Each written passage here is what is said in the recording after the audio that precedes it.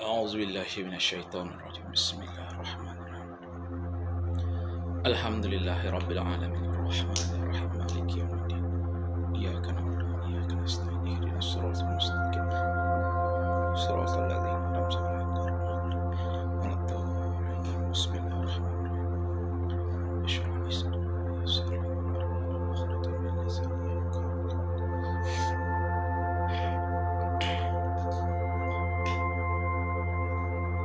Assalamualaikum warahmatullahi wabarakatuh. Bismillahirrahmanirrahim. Rabbi shrah li sadri wa yassir li amri wahlul 'uqdatam min lisani yafqahu qawli. Amin. Yang saya hormati Tuan Pengurusi Majelis, rakan-rakan daripada USM, dan semua pelajar SPM yang terlibat pada hari ini. Baiklah, sebelum saya memulakan untuk sesi kita pada hari ini, ingin saya memberitahu kepada Anda semua bahwa topik yang saya peroleh ini adalah satu topik yang mana saya lihat ia menjadi satu tunjang ataupun tulang belakang kepada setiap daripada kita yang bergelar manusia. Sedangkan yang bukan manusia sahaja pun memiliki emosi. Contohnya binatang yang kita pelihara lah, kucing. Kamu biasa nampak kucing marah. Mengapa dia marah?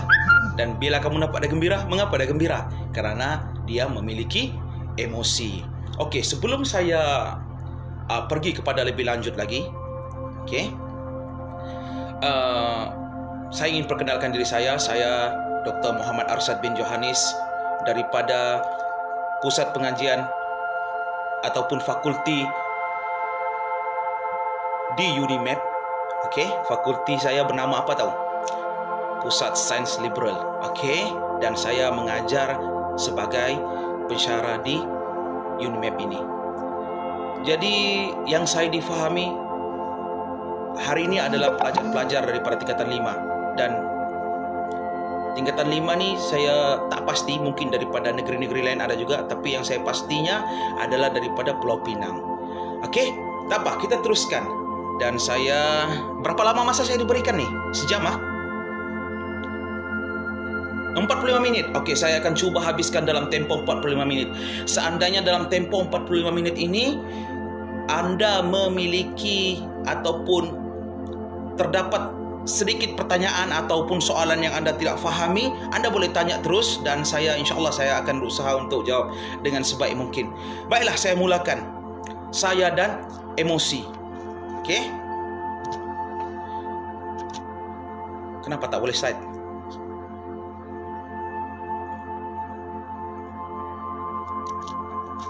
Kejap ya.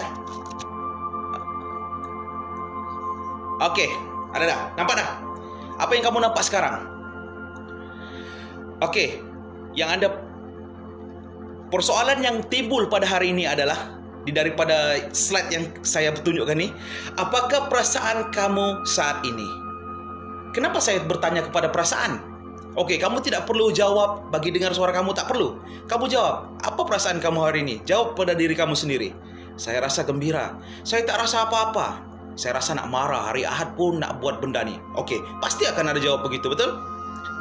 Apalah, hari Ahad pun nak buat-buatlah hari lain, dia akan kata. Itu semua melibatkan perasaan. Jadi kalau kamu tanya saya, apa pula perasaan saya pada hari ini? Perasaan saya, ya saya rasa gemetar. Saya sudah lama rasanya tidak bercakap. Biasanya saya akan bercakap secara berhadapan ataupun di dalam kumpulan-kumpulan yang besar ataupun kecil. Tapi hari ini saya hanya bercakap dan saya merasakan kamu menonton saya atau melihat saya, tapi saya tak dapat lihat kamu. Dan perasaan saya rasa tertanya-tanya. Harap-harap Anda faham apa yang saya katakan pada hari ini. Kita akan bercakap tentang emosi. Apa itu emosi? Emosi itu adalah satu perkara yang wujud daripada jantung hati kamu. Emosi tidak wujud di dalam fikiran. Emosi tidak wujud di dalam kamu punya buah pinggang, tidak. Tapi dia wujud di dalam satu benda yang dipanggil jantung hati kamu. In your heart, in my heart, contoh. So emosi ni boleh dikawal mengikut kemampuan masing-masing. Ada saya jumpa ramai orang, banyak karakter. Ada yang tak boleh nak mengawal emosi. Ada yang emosi dia naik dan turun. Ada kamu akan jumpa kawan sikit-sikit nak marah. Ada pula kawan tak pernah nak marah. Dia senyum selalu, gembira selalu. So, manusia itu unik. Okey, dari sudut psikologi menyatakan bahawa manusia itu adalah satu ciptaan Tuhan yang sangat unik, dan kamu tidak akan jumpa orang itu sama. Walaupun ada 100 orang, kamu tidak akan jumpa orang itu sama setiap daripada mereka. Pastinya berbeza-beza. Okey, kita teruskan kepada slide kita. Okey, sini ada satu quote. Marah, kesal, sedih adalah luapan emosi yang wajar. Tetapi ingat, jangan sampai kau terperangkap di dalamnya. Okey? Kita manusia normal. Kadang-kadang kita marah, kadang-kadang kita menyesal, dan kadang-kadang kita sedih, dan kadang-kadang pula kita terlampau gembira. Tapi ingat satu perkara, bila gembira jangan terlampau gembira. Okey? Pepatah Melayu mengatakan, terlalu gembira lama-lama menangis. Okey? Kalau marah jangan terlampau marah.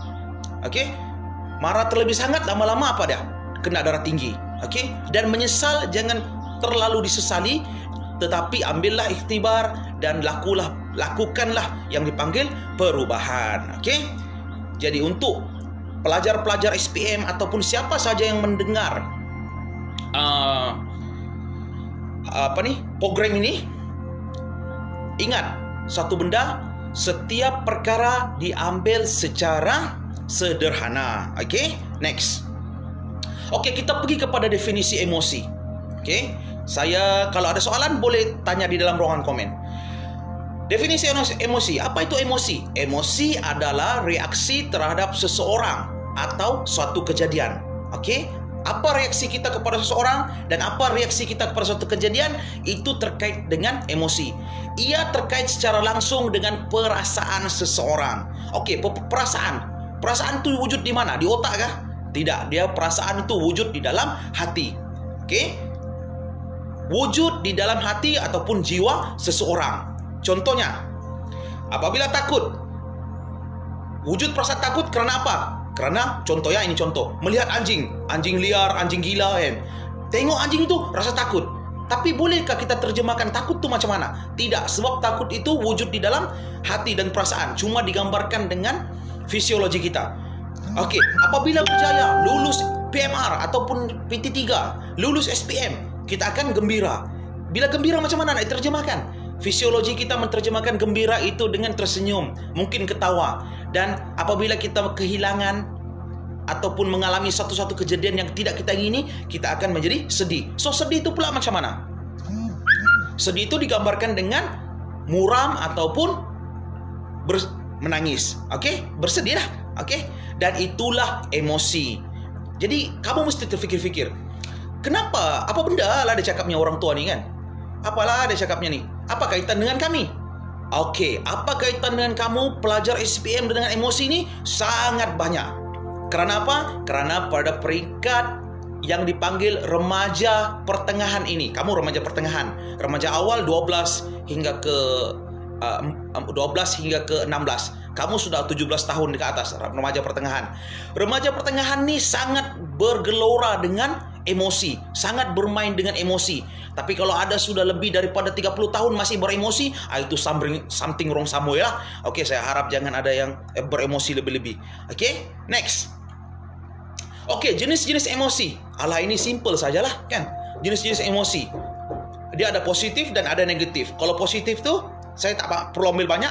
Gembira, bahagia, ceria, terpesona, rasa senang di dalam hati tu. Itu semua yang positif. Tapi positif ni pula akan boleh jadi negatif apabila dia terlalu lebih. Contohnya, gembira terlampau lebih. Kamu banyak sudah ambil iktibar daripada kejadian-kejadian lepas, terlalu gembira akhirnya membawa duka. Okey? Jangan terlebih-lebih. Cukuplah bersederhana. Yang kedua, emosi negatif. Ini jenis yang kedua ya. Emosi negatif ni banyak jugalah. Marah, sedih, takut, bimbang, malu, cemas. Ini pun kalaulah dia sudah negatif dan terlebih-lebih lagi, dia akan jadi double negatif ataupun negatif kuasa 2. Okey, marah. Bertambah-tambah marahnya. meningkat gila marah dia. Apa jadi? Dia boleh membawa kepada satu yang dipanggil hypertension ataupun darah tinggi. Kamu kena penyakit yang pelik-pelik itu kerana daripada emosi kamu. Dan ada saya baca satu artikel sebelum ini. Rupa-rupanya para penyelidik daripada bidang psikologi mempercayai penyakit-penyakit yang wujud di dalam diri individu adalah disebabkan kerana selain daripada faktor kesihatan itu sendiri, tetapi faktor emosinya yang terganggu. Okey, jadi untuk kita kekal sehat, untuk kita kekal orang kata berada dalam keadaan optimum untuk kesihatan kita, pastikan emosi anda jangan terganggu. Simple saja. Ada benda kita boleh bincang, kita bercakap. Ada benda kita boleh diam, kita simpan. Okey? Jangan simpan banyak-banyak, jangan luah banyak-banyak. Sederhana. Okey. Next. Punca-punca emosi dan suasana di hati. Ini punca-punca yang menyebabkan suatu emosi kita tu menjadi berbunga-bunga, berpelangi, ataupun emosi kita tu berada di dalam keadaan petir dan guruh di langit. Maksudnya apa dia? Baik ataupun teruk suatu emosi itu, inilah punca-puncanya. Ada 9 punca utama. Okey, 9 punca utama yang saya ambil ni, saya bukan ambil daripada kutip-kutip begitu saja, tapi saya ambil daripada pembacaan yang saya lakukan dan saya dapat simpulkan 9 benda inilah yang paling banyak mempengaruhi, dan setiap daripada satunya ni kita akan baca secara detail. Okey? Kita next. Pertama sekali. Okey? Pertama sekali kita panggil kepribadian. Okey, kamu pelajar tingkatan 6. Okey, kamu pelajar tingkatan 6 yang sedang mendengar program ini. Kamu mesti mengetahui, kan? Bagaimana sifat pribadi kamu? Kamu ni seorang yang ceria kah? Kamu ni seorang yang banyak diam kah? Atau ni kamu seorang yang banyak cakap kah? Atau kamu banyak tanya? Atau kamu ni langsung tak tanya apa-apa dan kamu diam di belakang dan kamu akan terus tenggelam dan tidak diketahui pun kewujudan kamu di dalam kelas. Okey? Dan itu semua adalah contoh-contoh kepribadian yang boleh mempengaruhi emosi kamu. Contoh, saya bagi contoh senang begini. Dulu saya bagi contoh apa yang saya pernah lalui ya. Lebih kurang 15 tahun 2007 saya SPM 2004. Saya pun tak tahu berapa puluh tahun yang dulu. Okey, beberapa belas tahun yang dulu. Sewaktu saya SPM, saya adalah antara individu yang saya memilih untuk tidak banyak diam, tapi saya memilih untuk banyak bertanya, dan saya akan pastikan benda itu menguntungkan kepada diri saya. Saya tak kisahlah orang lain pun macam mana. Okey, jadi pada masa itu saya merasakan bahawa dengan perwatakan ataupun kepribadian seperti itu, saya dapat memastikan bahawa saya mampu untuk berada di dalam emosi yang stabil, untuk memastikan saya berhadapan dengan SPM dengan tahap yang terbaik. Jadi saya bertanya, saya jenis yang kurang bercakap benda-benda yang tak betul, tapi saya banyak bercakap benda-benda yang berkaitan dengan pelajaran saya. Jadi saya rasakan itu lebih penting. Dan kalau nak bersembang, masa tu istilah membawang tak wujud. Tapi pada ketika tu, kalaulah ada istilah bawang tu, kami bukan bawang. Mungkin di situ dia jadi bawang besar dah. Okey, lelaki pada ketika tu pun memang suka untuk bercerita, suka untuk bersembang. Jadi saya nampak dengan saya berkongsi sesuatu cerita kepada orang lain yang tidak ada kaitan kepada diri saya, dia akan menambahkan lebih banyak racun di dalam fikiran saya. Apa tu racun? Benda-benda negatif, benda-benda yang saya rasa tak perlu pun saya tahu. Kenapa saya nak kena tahu dia punya peribadi kan? Kenapa saya nak tahu dia punya girlfriend kah, boyfriend kah? Itu hanya menambahkan keserabutan dalam fikiran saya dan menyebabkan emosi saya terganggu. Jadi lebih baik saya menguruskan pribadi saya sendiri. Jadi apa yang saya cuba tekankan untuk yang kepribadian ni, kurangkan mengambil tahu tentang hal orang lain, tapi jagalah kain kamu sendiri. Apa kain kamu sendiri? Maksudnya jagalah diri kamu sendiri. Kerana itu lebih baik dan itu lebih menguntungkan dengan apa yang kamu cuba usahakan. Baik, Amir, ada soalan Amir? Tak ada. Bagus. Oke, saya teruskan. Yang seterusnya adalah waktu. Kenapa saya letakkan waktu itu sebagai suatu benda yang boleh mempengaruhi emosi seseorang? Waktu ini terlalu luas ceritanya, tetapi kita andaikan begini. Untuk yang SPM nih, waktu, contohlah, waktu Januari dengan waktu Desember. Mana yang lebih berdekat dengan SPM? Pastinya waktu Desember, betul? Waktu Januari itu apa yang kamu buat?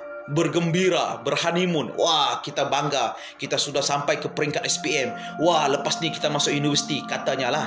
Wah, lepas ni kita akan jadi begini, jadi begitu. Itu pada bulan 1. Tetapi apabila waktu semakin pendek, dan saya difahamkan bahawa bulan 2 mungkin kita akan SPM. Bukan kita, kamu akan SPM. Okey? Kamu akan SPM pada bulan 2. Sekarang sudah bulan 1. Waktu mana yang lebih pendek dan waktu mana yang lebih panjang? Waktu sekarang sudah semakin pendek. Okey, tolak waktu kamu tidur, tolak waktu kamu bersembang, tolak waktu kamu main handphone, tolak waktu makan, tidur, apalagi pergi tandas, semua-semua itu kamu tolak. Kalaulah sekarang ada tempo lebih kurang 30 hari, tolaklah 20 hari daripadanya untuk melakukan perkara itu saja. Dan kamu hanya ada tempo 10 hari secara maksimum untuk memanfaatkan masa yang ada, melakukan suatu perkara yang memastikan kamu boleh jawab waktu SPM. Dan apa perasaan kamu pada ketika itu? Kamu akan berada di dalam satu keadaan tekanan emosi yang sangat tinggi. Kamu akan ada mengalami satu keserabutan yang sangat besar. Kamu akan mengalami, ya Allah ya Tuhanku, aku tidak hafal ini, aku tidak hafal itu, aku tidak buat ini, aku tidak buat itu. Kamu akan menjadi sangat serabut. Jadi apa yang saya coba katakan? Saya tidak pernah kata kamu dah terlewat, tetapi kamu sudah kekurangan masa. Jadi apa yang kamu perlu lakukan sekarang? Kurangkan telepon, kurangkan tengok TV, dan banyakkan membuka ataupun mengulang kaji pelajaran. Okey, saya ingat waktu ketika dahulu, setahun sebelum SPM, saya sudah tinggalkan television, dan pada ketika itu telefon pun tak ada sangat lagi kan. Masih lagi orang kata 3 skupang yang lempar digunakan untuk lempar mangga pada ketika itu. So zaman saya tidak pengaruh tu sangat kurang. Jadi saya boleh fokus dengan lebih. Jadi apa yang saya korbankan? Saya korbankan banyak perkara yang menggembirakan sewaktu saya SPM. Bagi saya memastikan saya beroleh kejayaan untuk SPM saya. So, untuk kamu pelajar tingkatan 5, fikirlah. Dan saya pasti di tangan kamu sekarang yang sedang mendengar, pelajar SPM, tidak kurang daripada berapa ratus orang nih, pastinya di tangan kamu ada telepon. Betul? Memanglah telepon. Kami tengok benda ni pakai telepon. Selain yang menggunakan telepon, walaupun kamu guna laptop, tangan kamu ada telepon. Kenapa? Kerana kamu sudah mengikat diri kamu dengan perkara itu, dan kamu menyebabkan kamu selalu membuang masa dengan benda itu. So, please stop use your phone. Okay? Next. Keadaan yang seterusnya, cuaca. Apa kaitan cuaca dengan emosi? Semakin teruk cuaca di luar sana, semakin emosi kamu tidak baik. Contohnya, apa emosi kamu semasa hari hujan? Hujan tak berhenti, 14 hari hujan sampai banjir. Rasa nak tidur, rasa malas, betul? Rasa nak buka buku pun tak ada masa. Hujan, rasa apa? Terbuai-buai nak tidur. Maka kamu kena sesuaikan emosi kamu. Bagaimanapun keadaan di luar sana, panaskah, hujankah, sejukkah, kamu kena pastikan kamu boleh memberikan fokus 100% kepada apa yang dipanggil? Kepada pelajaran kamu. Fokuskan kepada benda-benda yang kamu lemah. Yang lemah itulah kamu tekankan lagi. Doktor, saya ni lemah dari sudut matematik. Belajar matematik lebih 3 kali lipat, 3 kali ganda. Doktor, saya ni lemah dari sudut sains. Baca sains tu. Cari orang yang pandai, cari kawan yang pandai, berhubung dengan mereka, dan tanyalah apa yang perlu kamu lakukan. Okey? Next. Tekanan. Okey, tekanan, stres. Tekanan ni boleh jadi kecil, boleh jadi besar. Untuk pengetahuan kamu sekarang, saya juga sedang mengalami tekanan sekarang. Kenapa saya mengalami tekanan? Saya bercakap tapi saya tak nampak orang. Saya nampak adalah 2-3 orang punya muka. Tuan Amir kita, Tuan Wafa kita, siapa lagi? Tuan Fahmi kita. Tapi apa yang saya boleh tengok? Saya hanya tengok muka mereka. Mereka pun tengok saya pun tengok mereka. Tapi mereka dengar siapa yang saya cakap. Tekanan itu perlu. Tekanan itu sangat perlu. Tetapi tidak boleh berlebihan. Oke?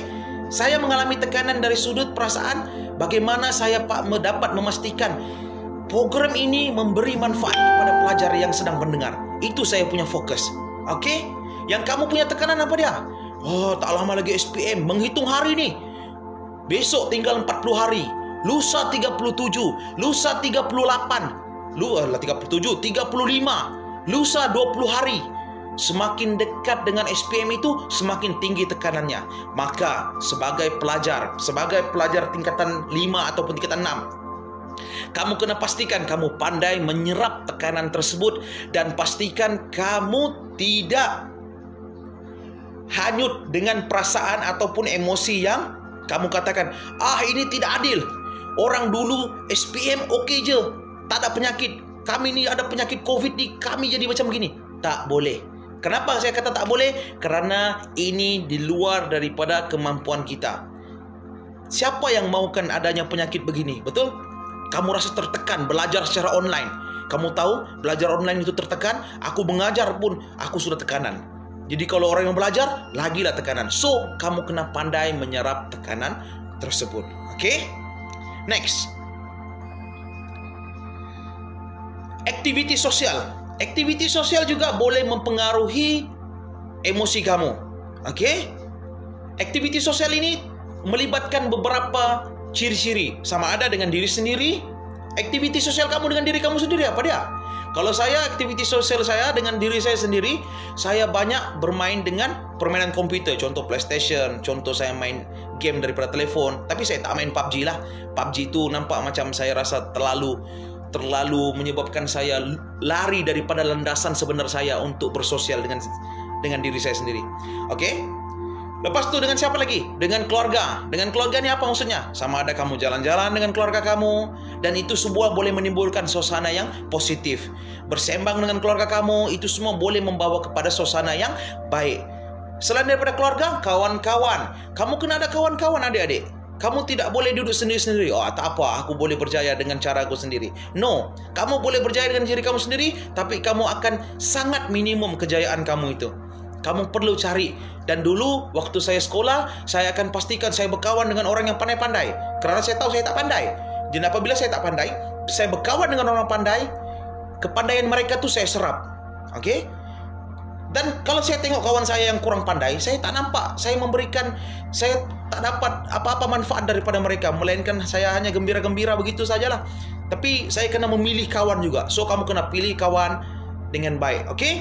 Dan seterusnya, aktiviti sosial yang saya letakkan di sini kepada Tuhan. Kepada Tuhan tu macam mana?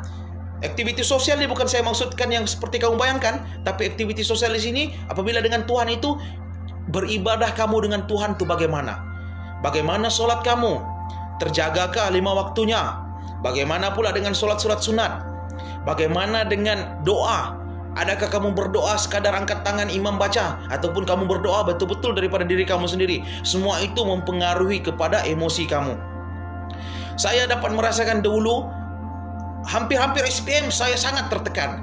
Tetapi apabila saya mengamalkan banyak yang dipanggil berdoa, jaga sembahyang, apa semua tu, dan saya rasa saya lebih tenang. Dan ketenangan itu tak dapat digambarkan, melainkan kamu hanya merasakan melalui diri kamu sendiri. Okey? Next, yang ke-6, tidur. Okey? Tidur juga sangat mempengaruhi. Kamu nampak kawan kamu yang tak tidur, apa muka dia? Macam mana? Macam zombie kan? Rasa nak marah kan? Lepas tu kalau yang ada yang tak boleh. Okey, tidur ni saya boleh kaitkan dengan 3 benda. Tidak cukup tidur, cukup tidur, dan terlebih tidur. Okey? Yang cukup tidur tu normal. Okey, masuk pukul 10, bangun pukul 5 ataupun pukul 6 untuk sembahyang, dan cukuplah lebih kurang 8 ke 7 jam tidur. Tapi ada yang tidur pukul 2. Okey? Dia bangun pukul 5, apa jadi? Rasa emosi tu, rasa nak marah ya. Siapa datang tu rasa nak tampar ya kan? Kamu nampak perempuan terutamanya, kalau dia tak cukup tidur, ada dua, sama ada dia mengamuk ataupun jerawat naik di muka. Itu simptom yang dia tunjukkan, okey? Dan yang terlebih tidur juga akan lembek. Kamu nampak sukan pun tak mau, bercakap pun tak mau, lembek ya kan. Ini kenapa? Macam kena penyakit kolera kan. Tu macam kamu nampak dia tidak bermaya kan. Jadi tidur itu sangat mempengaruhi kepada emosi kamu. Dan apabila emosi terganggu, macam mana nak belajar? Itu konsepnya. Bagaimana kamu nak belajar dengan baik apabila emosi kamu terganggu? Bagaimana kamu nak belajar dengan baik apabila tak cukup tidur? Maka kamu perlukan tidur itu secara maksimum. Bukan maksimum, optimum. Maksimum itu terlebih pula kan. Okey?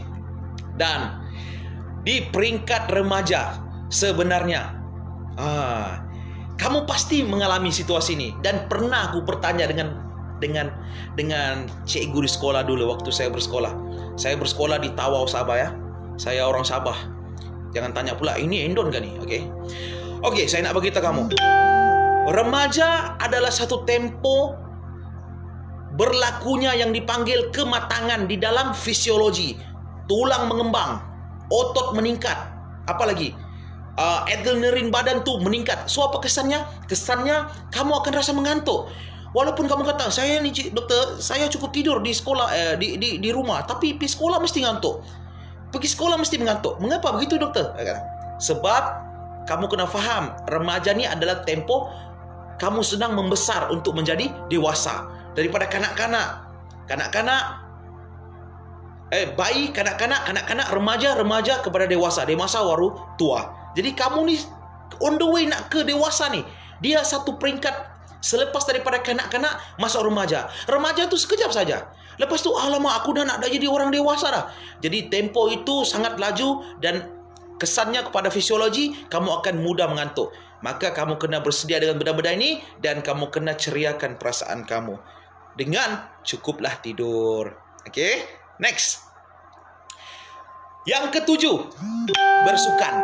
Okey, bersukan. Kamu mesti tanya kan, saya sampai sekarang saya masih lagi main bola. Saya masih lagi main bola dengan budak-budak sekolah. Walaupun saya sudah tahun ni 2021 saya sudah 34 tahun. Okey, walaupun saya 34 tahun saya main bola dengan budak-budak tingkatan 4, tingkatan 5. Okey, kamu kena aktif. Pastikan kamu seorang yang aktif. Wah, masa bila nak aktif, masa bila nak belajar kan? Okey, bersukan tu tidak semestinya 2 jam. Okey, 30 minit pun sudah memadai untuk memastikan tubuh badan kamu cergas. Sebab kamu kena ingat, iklan Milo pernah sebut apa? Badan sehat, otak akan cergas. Dan saya sangat setuju benda tu. Mengapa? Kerana dulu waktu saya di sekolah, saya juga bersukan. Adalah sukan-sukan yang saya minati. Dan tidaklah saya bersungguh-sungguh dalam sukan tu. Tapi at least saya mengeluarkan peluh. Dan akhirnya saya dapat rasakan satu perkara yang berlaku dari sudut pemikiran, kita akan jauh lebih waras. Waras lah itu. Akan jauh lebih, apa dipanggil? Lebih Amir? Kita akan jauh lebih matang di dalam berfikir. Tidak tahu bagaimana kita nak kaitkan di antara sukan tu. Tapi yang pasti bila badan kamu sehat, otak kamu akan cergas. Jadi, yang malas bersukan, saya tahu ramai saya nampak. Kalau ramai saya jumpa bersukan remaja ni, lebih ramai lagi yang tak suka. Okey? Jadi seandainya kamu pelajar yang jenis tak suka dengan sukan ni, kamu kena berhati-hatilah. Okey? Kamu kena menanggung akibatnya dari sudut emosi kamu sendiri. Emosi itu terganggu. Kenapa? Badan jadi lemah. Okey? Jadi bersukanlah sedikit. Tak suka bersukan pun jogging lah. Jogging itu pun salah satu cara mengeluarkan peluh. Okey? Dan tujuan bersukan tu nak keluar peluh saja pun. Okey? Next. Usia. Okey? Usia juga boleh mempengaruhi kamu punya emosi. Kamu sekarang usia berapa? Kamu berada pada tahap muda, iaitu 12 hingga 17 tahun. Muda ni apa jadi? Muda ni kesannya adalah kamu sangat mudah untuk swing kamu punya emosi. Boleh marah dengan serta-merta, boleh gembira dengan serta-merta. Itu dinyatakan. Ada juga orang yang pada peringkat ini mereka sudah matang. Kalau umur 18 tahun hingga ke atas, ada sudah lebih matang. Dia boleh berfikir 3 kali ke hadapan untuk mengikuti apa yang dia rasakan. Sama ada dia nak ikut ataupun tak ikut. So, untuk kamu yang di peringkat umur SPM ni, saya sarankan relax saja. Jangan terlalu beremosi. Ingat kamu sekarang di peringkat mana. Jaga diri baik-baik dan pastikan kamu mengambil SPM pada tahap yang maksimum untuk emosi yang stabil. Okey? Jadi saya memberitahu usia ini ada kaitan dengan diri kamu remaja. Next. Jantina. Okey. Secara jujurnya, saya nak tanya, kamu jawab. Tak payah jawab bagi tahu saya sini. Kamu jawab untuk diri kamu sendiri. Siapa yang lebih beremosi? Lelaki kah perempuan? Okey? Siapa yang lebih beremosi? Jadi jantina itu juga menunjukkan daripada pembacaan saya, golongan wanita ataupun perempuan lebih mudah beremosi berbanding lelaki. Kamu nampak perempuan lulus PT3 menangis. Geng-geng lelaki PT3 gagal. Sengih, tak ada apa kan. Alah, ini dia kata semua dunia dia kata. Okey, perempuan hari perpisahan, cikgu tukar sekolah, nangis. Perempuan, lelaki steady ya, peluk tubuh kan. Oh, tak apa, jangan nangis. Kita lelaki cool. Perempuan emosi dia lebih mudah untuk terganggu berbanding dengan lelaki. Tetapi ada juga lelaki yang jenis mudah terganggu. Dia lelaki separuh macam perempuan separuh. Dia bukan pondan tapi dia sedikit lembut. Oh, itu sangat touching kan. Kamu cakap sikit saja dia berubah dia punya angin. Okey, jadi hati-hati dengan orang seperti itu. Okey, kalau saya lelaki yang biasa, saya lelaki normal. Dan kadang-kadang ada benda yang sedih, kita mungkin rasa, ya ini patut kita rasa sedih. Ada yang gembira, ya kita patut gembira. Tapi dulu saya rasa waktu saya remaja, saya sangat banyak ketawa. Dan sekarang di peringkat umur begini, saya sangat kurang ketawa. Mungkin sebab faktor penuaan dari sudut umur. Okey? Jadi, pelajar wanita, pelajar perempuan, SPM, hati-hati. Jangan terlalu beremosi. Okey? Next. Okey, itu yang terakhir tadi, jantina. Jadi, saat ini, emosi terdekat pelajar SPM dan STPM adalah, apa emosi kamu sekarang? Mesti ada yang jawab, tak ada apalah, tak rasa apa pun. Entah, dia kata, pedulilah, aku tak rasa apa pun. Macam-macam perasaan. Ada yang kata, takutnya. Okey, macam-macam perasaan ada. Okey, jadi untuk saat ini, gangguan emosi yang terkait dengan pelajar SPM adalah terkait dengan perasaan takut dan cemas berhubung dengan perkara yang mendatang. Apa perkara yang mendatang? SPM. Tak ada lain dah. Kalau pelajar SPM dalam tempoh sebulan ke 2 bulan ni, di fikiran dia satu saja. Aku nak SPM. Tapi tak tahu dia belajar ke tidak tu. Itu masalah tu. So, pastikan kamu buat yang terbaik untuk diri kamu. Kerana apa? Saya selalu ulang kepada pelajar-pelajar saya. Tiada siapa-siapa yang boleh mengubah nasib diri kamu melainkan diri kamu sendiri. Okey? Orang lain yang dah lepas. Yang tak lepas. Tapi untuk diri kamu, kamu kena pastikan kamu buat yang terbaik kerana hanya kamu yang boleh menentukan nasib diri kamu. Next. Baiklah, saya dibagi masa 45 minit saja dan masa saya sudah hampir nak habis. Saya diberi tajuk untuk bercakap tentang emosi. Jadi, emosi itu pun sudah habis, tapi saya nak kongsi dengan kamu 7 tips yang saya peroleh daripada pembacaan saya dan pengalaman saya sedikit. Okey, bagaimana emosi sehat sebelum kamu menghadapi SPM. Bagaimana nak sehatkan emosi itu? Pertama sekali. Okey, tips yang pertama untuk pelajar SPM. Ini tips pertama ni datang daripada diri saya sendiri ya. Saya tak baca di mana-mana, tapi ini adalah amalan saya. Amalkan solat hajat setiap hari. Alamak, selain daripada solat 5 waktu, jadikan solat yang ke-6 waktu itu adalah solat hajat kamu. Amalkan setiap hari solat hajat, selain daripada solat 5 waktu yang wajib. Dulu zaman saya sekolah, saya nampaklah daripada senior saya sampailah saya nampak sekolah terutama di Sabah pada ketika itu, apabila ada saja perperiksaan besar, mereka akan adakan 1 hari ataupun 2 hari program, 2 hari 1 malam, program solat hajat SPM katanya. Lepas tu solat hajat STPM. Ada pula untuk pelajar masa tu PMR. Ada pula untuk pelajar PMR, solat hajat PMR. Saya pun terfikir satu benda. Pada ketika itu saya sudah fikir.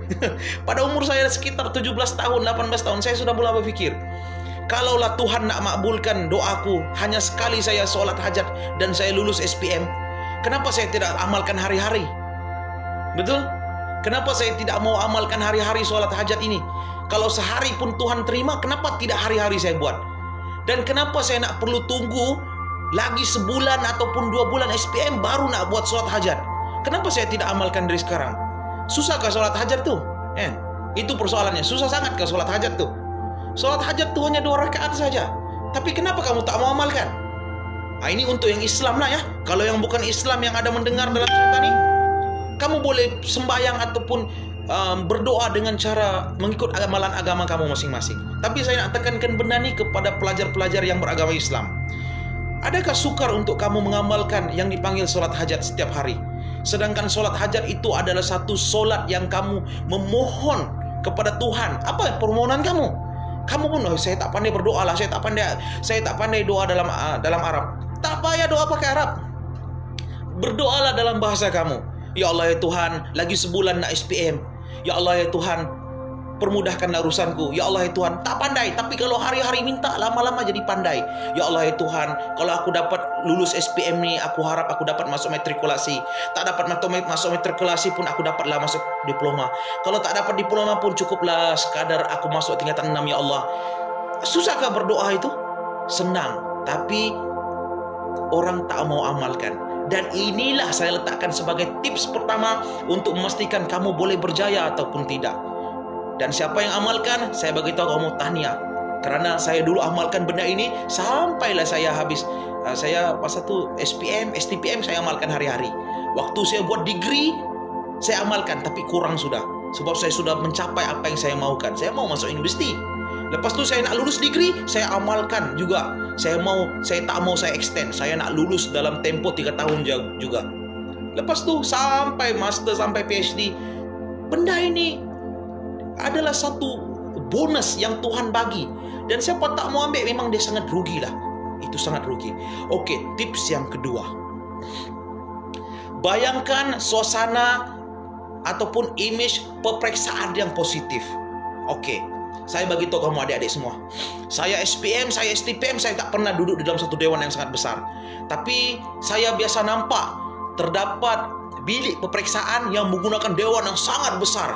Jadi, apa yang kamu perlu buat adalah luangkan masa untuk menggambarkan suasana peperiksaan yang positif dan harmoni.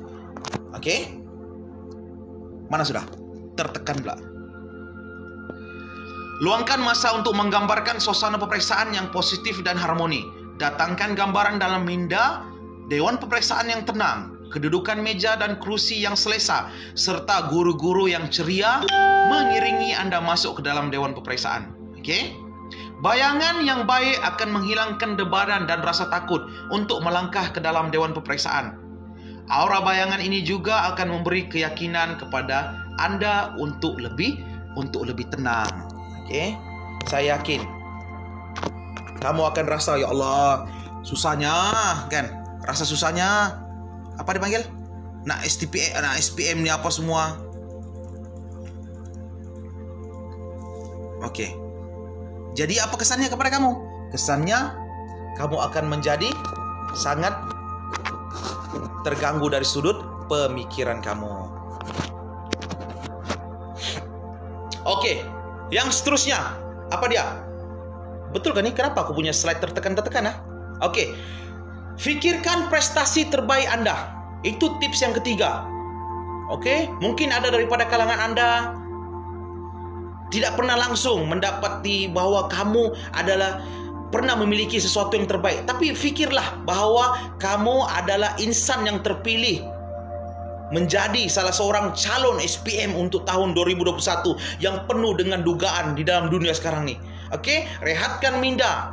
Fikirkan apakah prestasi terbaik sepanjang tempo pembelajaran yang lepas.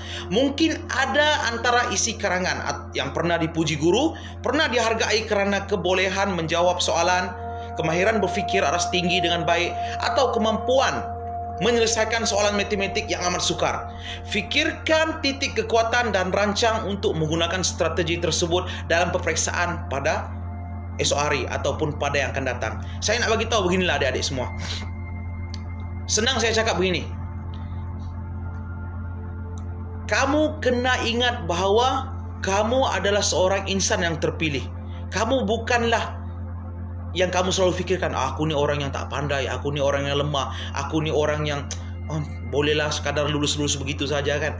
Kamu kena buang cara berfikir begitu dan gantikan dengan bahwa kamu adalah orang yang terbaik dan terpilih untuk melalui SPM pada tahun ini. Siapa pernah merancang untuk SPM tahun ini? Tak ada siapa yang merancang, betul? Dan kamu pasti memikirkan, sebenarnya kami SPM perlu habis pada bulan lepas ataupun 2 bulan lepas. Kenapa baru sekarang nak SPM? Begitulah yang dikatakan kamu itu adalah insan terpilih untuk melalui dugaan di dalam kehidupan ini. Oke, next. Fokuskan pada diri kamu. Oke, berhenti memikirkan kelemahan diri. Oke, berhenti juga untuk membandingkan diri dengan orang lain. Memikirkan kelebihan orang lain akan menyebabkan diri menjadi tertekan. Diri Anda juga akan kehilangan keyakinan apabila menjawab peperiksaan. Oke? Kenapa saya cakap begitu? Karena fokus kepada diri itu lebih baik berbanding kamu fikir kepada orang lain. Bila kamu berfikir tentang orang lain itu tidak terjejas apapun. Tapi semakin kamu dengki dengan orang lain, semakin kamu rasa ada hasad ataupun perasaan tidak suka kepada orang lain, kamu sebenarnya telah pun memberikan racun ke dalam fikiran kamu. Semakin hari sikit, lama-lama menjadi kolam. Oke, aku tak kata lama-lama menjadi bukit, aku kata lama-lama menjadi kolam. Kenapa kolam? Karena kolam kalau kamu isi lama-lama dia akan penuh. Dan begitulah otak kamu penuh dengan yang dipanggil perasaan-perasaan tidak suka dan dengki kepada orang. Fikir tentang kamu sudah. Orang lain tuh dia punya pasal. Oke, yang penting kau kena fokus, belajar sungguh-sungguh, pastikan kamu berjaya dan pastikan kamu tidak menyesal di kemudian hari. Itu tips yang keempat. Dan tips yang kelima, oke, kamu kena ingat adik-adik semua, peperiksaan, masa saya diberikan sudah habis. Oke, tak apa, saya tambah sedikit lagi. Tips kelima, peperiksaan adalah cabaran, bukan ancaman. Kenapa saya kata cabaran? Karena semua orang yang belajar di Malaysia nih, dia akan melalui SPM. Dan ada kamu nampak orang pergi SPM mati? Tak ada. Ada kamu rasa orang masuk SPM jadi gila? Tak ada. Oke? Sekiranya Anda memikirkan peperiksaan sebagai ancaman besar yang akan menjatuhkan Anda telah melakukan kesilapan yang sangat besar. Peperiksaan merupakan satu cabaran yang perlu dihadapi oleh setiap orang yang belajar.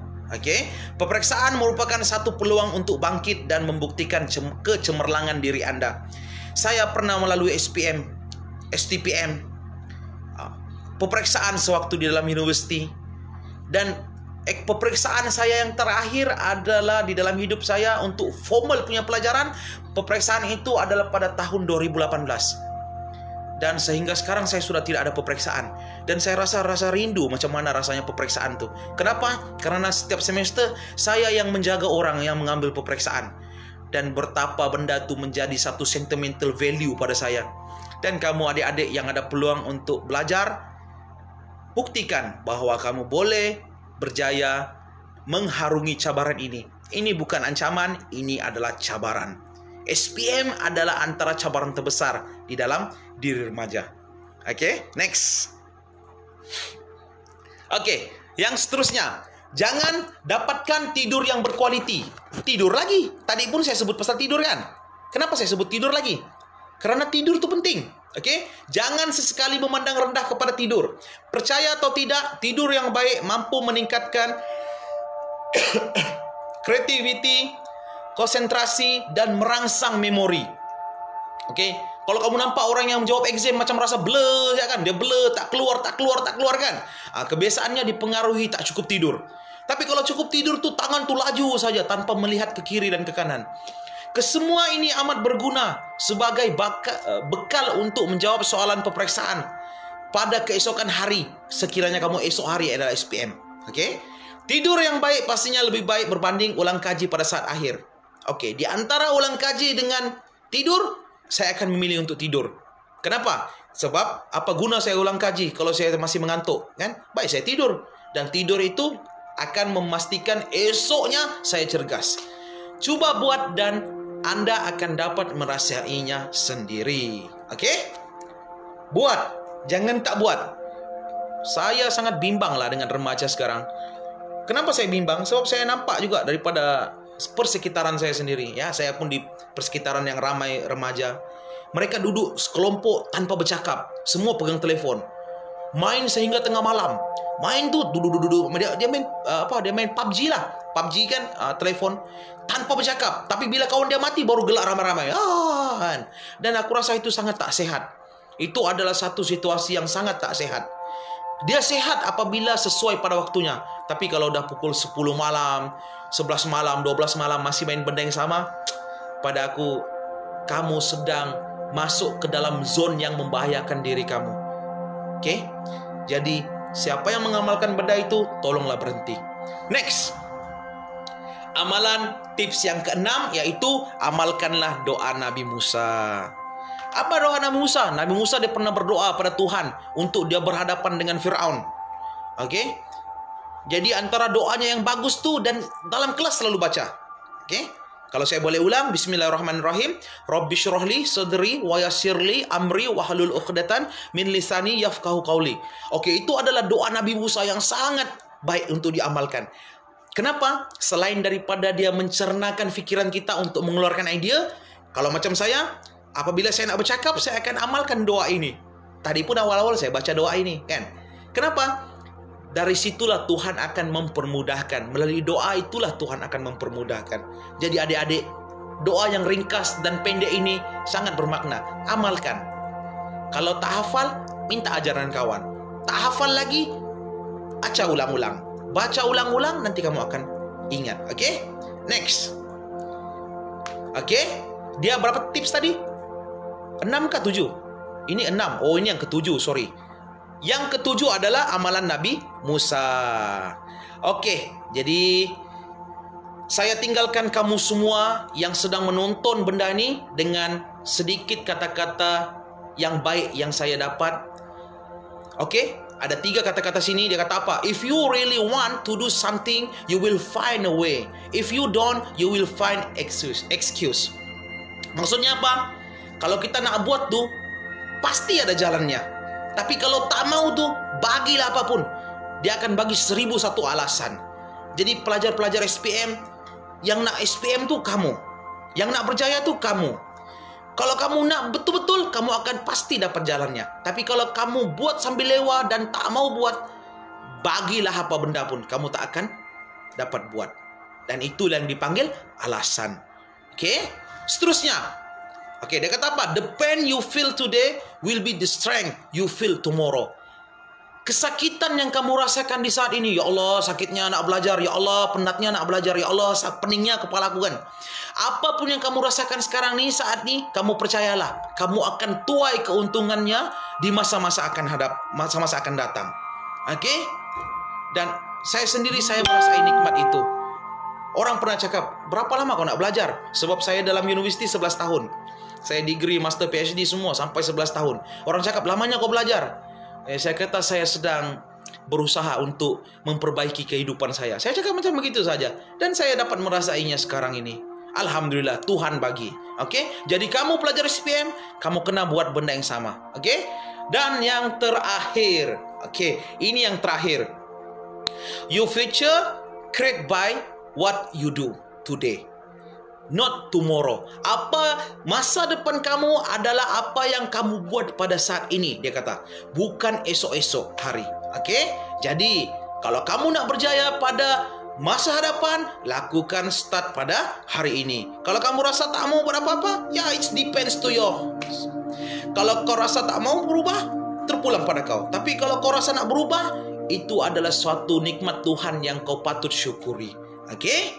Jadi, saya tutup saya punya slide ini dengan ucapan terima kasih kerana menjadi sebahagian daripada yang menonton apa yang saya cakap pada hari ini. Okey, semoga anda semua mendapat manfaat dengan apa yang saya hujahkan tadi. Jadi, seperti yang saya lalui sebelum-sebelum ini dalam kelas, soalan itu pasti tidak ada. Alhamdulillah. Okey, jadi saudara Wafa saudara Wafa mungkin lepas ni akan lebih banyak soalan kot. Wafa pun dah pening-pening dah tengok Wafa. Wafa, okey Wafa. Okey, kita tak tahu berapa ramai student yang nonton ya. Mungkin derang live daripada Facebook kot. Betul kan? Jadi kita tak tahu berapa, siapa yang nak tanya pun tak tahu. Minta maaf saya ambil masa terlalu panjang 52 minit. Sepatutnya saya 40 minit sahaja. Jadi sekiranya tidak ada apa-apa, saya serahkan semula kepada pengurusi majlis Muhammad Amir dan terima kasih banyak. Assalamualaikum.